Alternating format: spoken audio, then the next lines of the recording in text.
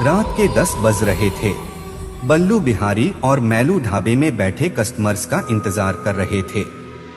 पिछले कई दिनों से उनके ढाबे पर एक भी कस्टमर नहीं आया था। इससे बल्लू बहुत परेशान था।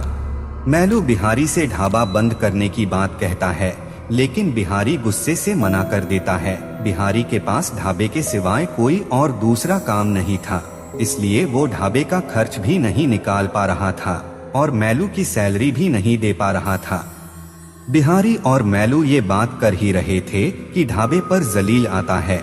जलील के मम्मी पापा किसी काम से शहर गए हुए थे, इसलिए वो रात के खाने के लिए बिहारी के ढाबे पे आया था।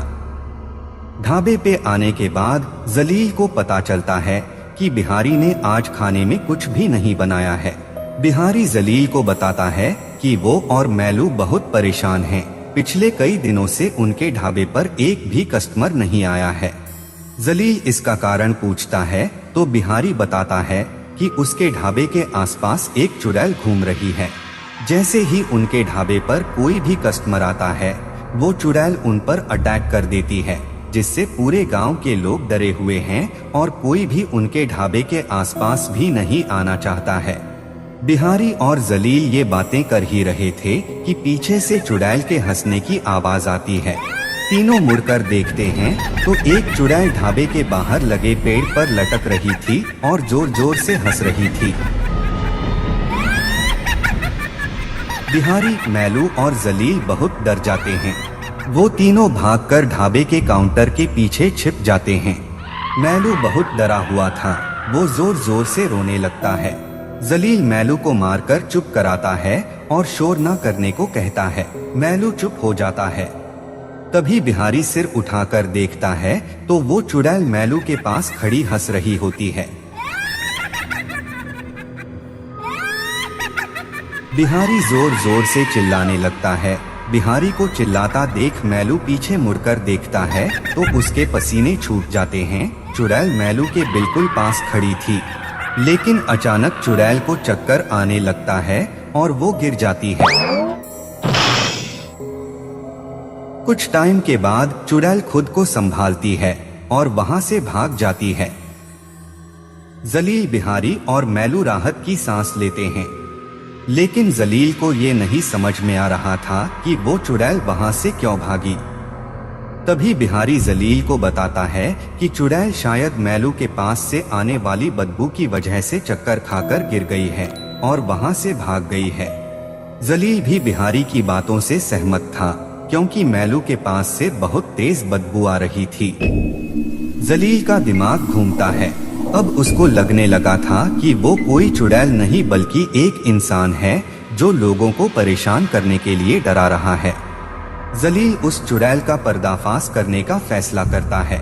वो बिहारी से कहता है कि चुड़ैल बदबू सूंघकर दूर भागती है, तो इसका मतलब कि वो कोई चुड़ैल नहीं बल्कि कोई इंसान है।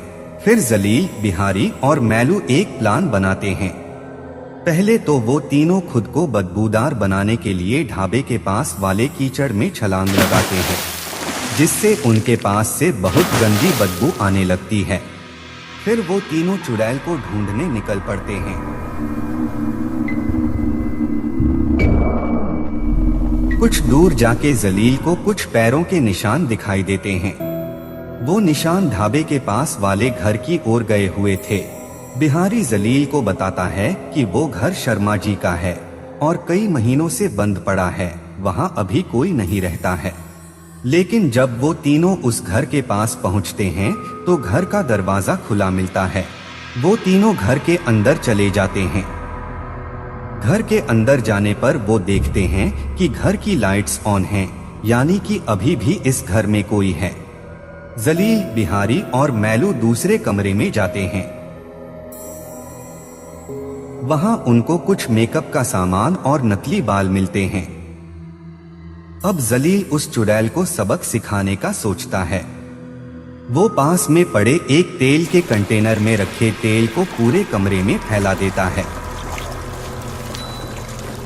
फिर जोर जोर से चुड़ैल को बुलाता है। जलील को ऐसा करते देख बिहारी और मैलू बहुत डर जाते हैं। फिर अचानक कमरे में धुआं उठता है और कमरे में हंसते हुए आवाज के साथ चुड़ैल प्रकट होती है। चुड़ैल को ऐसे हंसता देखकर बल्लू बिहारी और मैलू बहुत डर जाते हैं। फिर वो चुड़ैल उनको पकड़ने के लिए आगे बढ़ती है। जलील की ट्रिक काम करती है और वो चुड़ैल कमरे में फैले तेल की वजह से फिसलकर गिर जाती है और उसके नकली बाल भी गिर जाते हैं। अब चुड़ैल का असली चेहरा सबके सामने आ चुका था। चेहरा देखकर पता चलता है कि वो चुड़ैल कोई और नहीं बल्कि गांव का ही एक चोर भोलू है। भोलू जलील को बताता है कि इस घर में उसको खजाना छिपे होने की खबर मिली थी।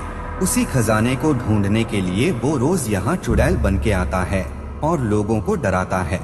जब लोग डरकर भाग जाते हैं तब वो इस घर में आके खजाना ढूंढता है। लेकिन जलील की चालाकी की वजह से अब भोलू का पर्दाफाश हो गया था।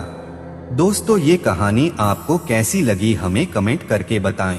ऐसी और भी मजेदार कहानियां देखने के लिए हमारे चैनल को सब्सक्राइब करें।